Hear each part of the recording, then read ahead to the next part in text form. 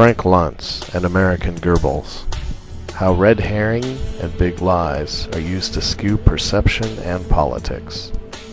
The Institute for Research produced this short documentary on February 1, 2007. Who invents phrases? We all wonder who is coining the new phrases we hear in everyday politics and on the mass media.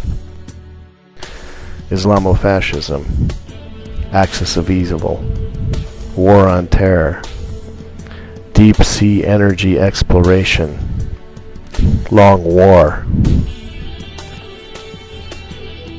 A widely recognized leader of this industry is Frank Luntz, an Oxford PhD who consults for conservative political groups and coins phrases and media campaigns designed to sell either policy or product. However, as we'll soon see in two specific examples, there's nothing magic in Luntz's core work, creating red herring and big lies. In logic, a red herring is defined as a type of logical fallacy in which one purports to prove one's point by means of irrelevant arguments.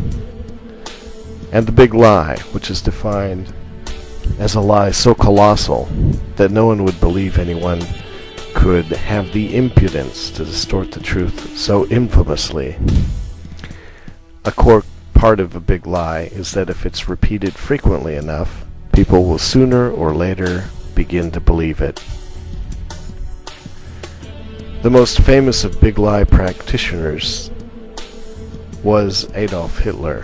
He's credited by many as the inventor of the big lie and the tactics to execute the big lie as outlined in his book Mein Kampf, the 1925 autobiography.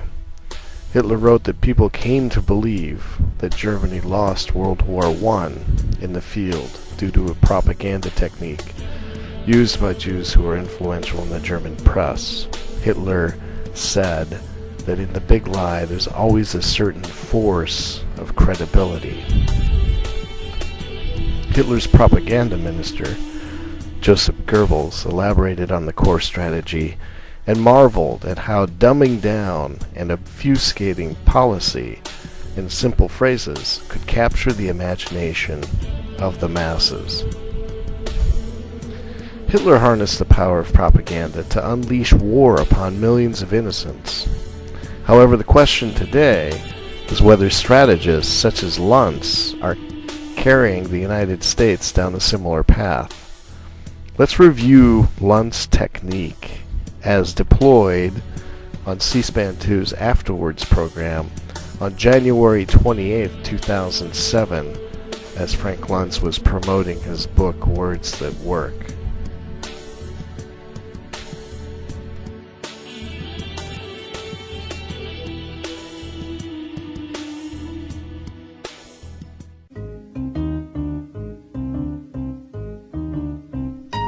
Political pollster and strategist Frank Luntz is CEO of Luntz Maslansky Strategic Research, a market research and communications consultancy firm.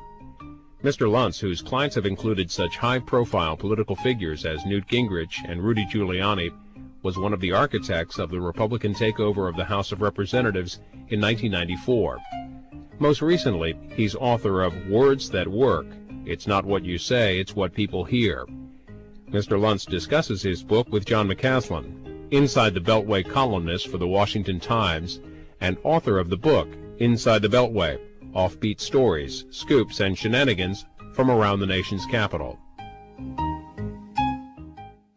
Okay, but you're also saying, do not say drilling for oil, say exploring for energy. Isn't that the exact opposite? You and I have not talked about this. When I say the phrase drilling for oil, what visual comes up to you?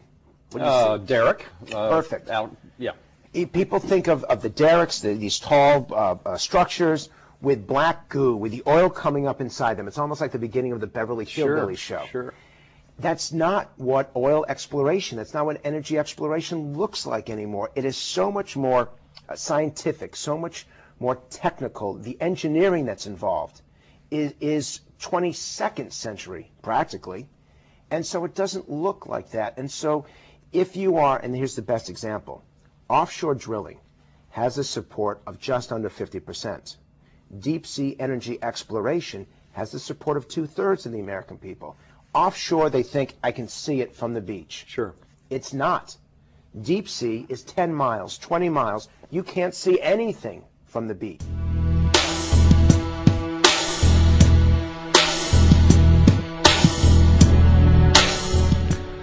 Frank Luntz misdirects and uses a red herring to move people away from the hearts of the offshore drilling arguments with two separate red herrings.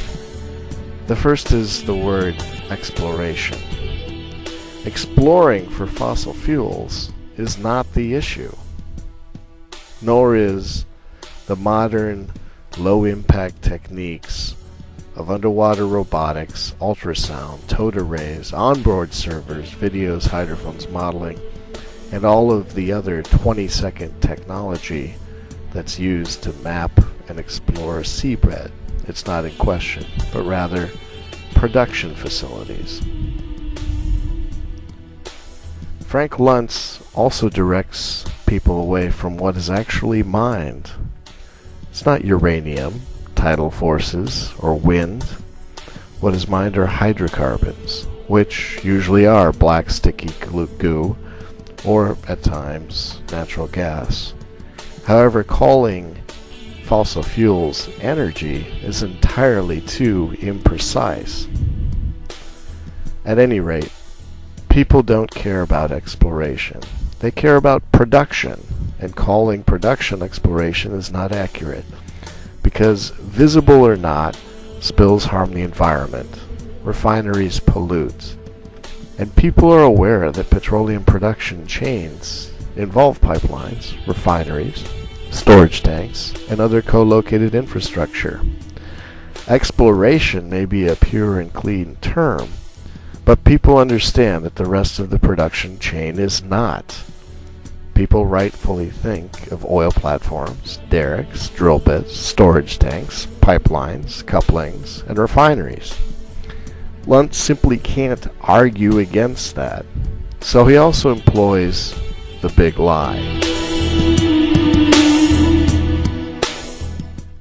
Drilling suggests that oil pours into the ocean. In Katrina, not a single drop of oil spilled in the Gulf of Mexico from the rigs themselves.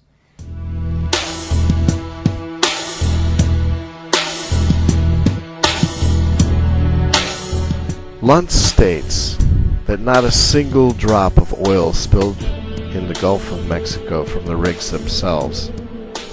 This is simply not true. Even a cursory review of news from the year 2005 and some from 2006 reveals that Katrina caused massive spills in the Gulf. So is Frank Luntz simply leaving himself weasel room by stipulating from the rigs themselves, or from the rigs themselves? No. According to the U.S. Department of Interior, material amounts of petroleum were also lost from rigs. The Minerals Management Service report states, as of August 8, 2006, MMS has identified 124 spills of petroleum products totaling 17,652 barrels that were lost from platforms, rigs, and pipelines on the federal offshore continental shelf as a result of damages from Hurricanes Katrina and Rita in 2005. Luntz is counting